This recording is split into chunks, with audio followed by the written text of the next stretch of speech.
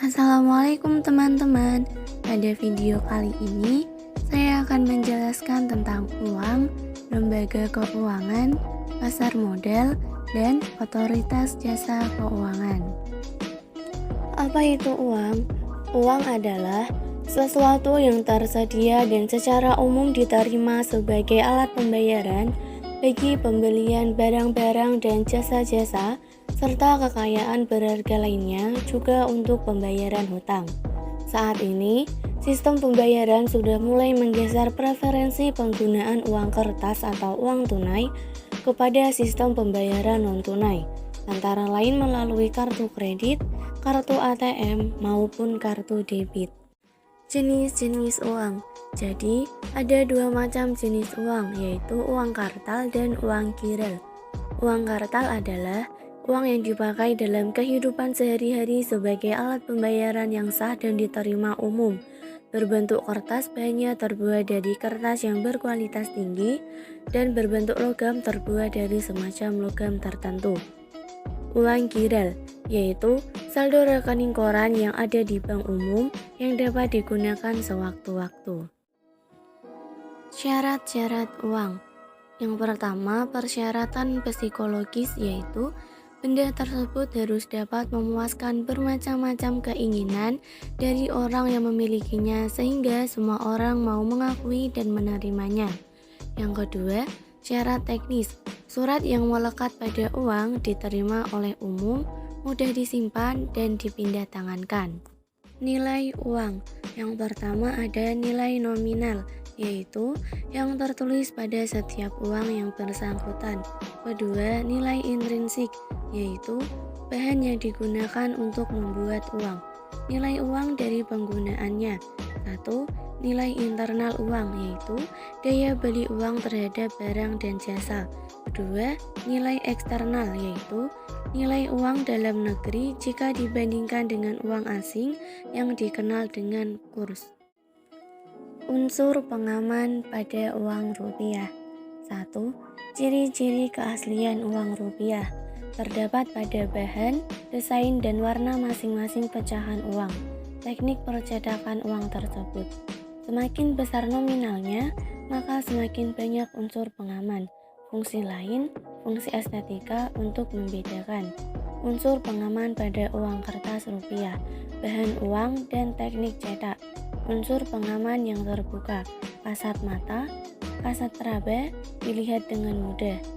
Unsur pengaman yang tidak terbuka, hanya dapat dilakukan dengan mesin sensor tertentu, tingkat kepastian kecepatan yang cukup tinggi. Unsur pengaman semakin besar nominalnya, maka diperlukan unsur pengaman yang lebih baik, kompleks, dan canggih. Unsur pengaman yang dipilih didasarkan pada hasil penelitian dan mempertimbangkan perkembangan teknologi. Pengelolaan uang rupiah. Pengelolaan uang yang dilakukan oleh Bank Indonesia meliputi perencanaan, percetakan, pengeluaran, pengedaran, pencabutan, penarikan, serta pemusnahan rupiah. Peraturan Bank Indonesia Nomor 14/7/PBI/2012 tentang pengelolaan uang rupiah.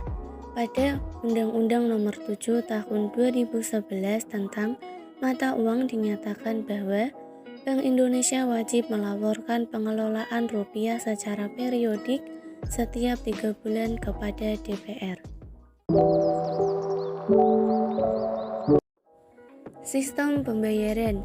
Berdasarkan Undang-Undang Nomor 23 Tahun 1999 tentang Bank Indonesia Pasal 1, sistem pembayaran adalah sistem yang mencakup seperangkat aturan, lembaga, dan mekanisme yang digunakan untuk melaksanakan pemindahan dana guna memenuhi suatu kewajiban yang timbul dari suatu kegiatan ekonomi. Evolusi alat pembayaran. Alat pembayaran dapat dikatakan berkembang dengan sangat pesat dan maju. Hingga saat ini, uang masih menjadi salah satu alat pembayaran utama yang berlaku di masyarakat. Selanjutnya, alat pembayaran terus berkembang dari alat pembayaran tunai ke alat pembayaran non-tunai seperti alat pembayaran berbasis kertas, yaitu cek dan bilet giro. Selain itu, dikenal juga alat pembayaran seperti transfer dana elektronik dan alat pembayaran memakai kartu. Komponen sistem pembayaran. 1. Kebijakan. Kebijakan yang berkaitan dengan pembayaran ditetapkan oleh bank sentral masing-masing negara. 2. Kelembagaan.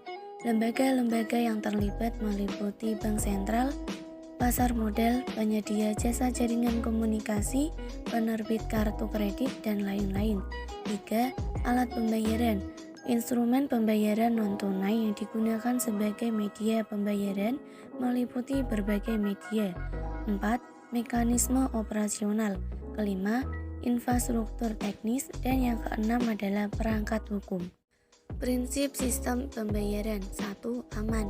Segala resiko dalam sistem pembayaran harus dapat dikelola dan dimitigasi dengan baik oleh setiap penyelenggaraan sistem pembayaran.